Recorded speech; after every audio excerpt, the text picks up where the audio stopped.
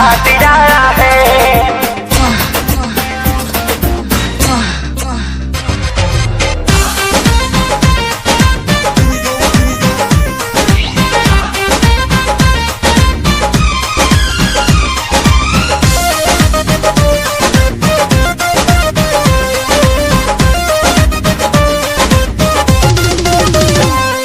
नया साल में प्यार का आवाज आया है, झलक रहा है।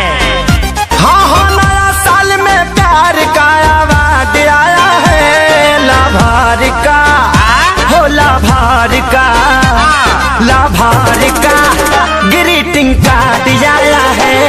लाभार का ग्रीटिंग कार्ड आया है। ये तो खुशखबरी है। चुप चुप खुशखबरी।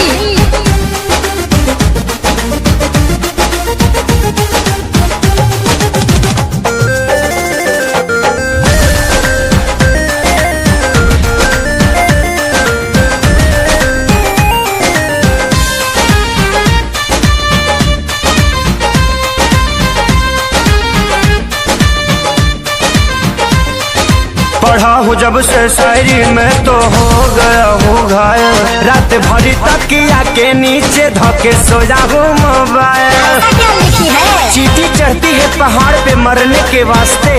मैं ग्रीटिंग कार्ड भेज रही हूँ प्यार करने के वास्ते। Oh my God, दर्द है, दर्द है। हाँ, दूध में चाउर पड़ता है तो खीर होता है। चीनी भी डाल। दूध में चाउर पड़ता है तो खीर होता है। जिसके दिल में प्यार नहीं है वो तो फकीर होता है। Oh my God, फीलिंग है, फीलिंग है। बड़े दिनों के बाद उनको याद आया है। लकी है। बड़े दिनों के बाद उनको याद आया है।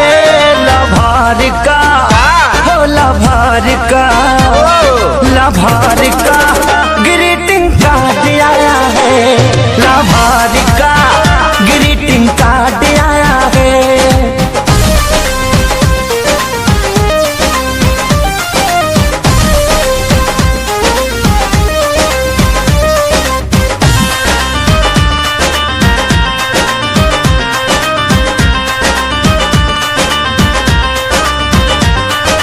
जब से लेटर मिला है दिलवा मेरा खिला है।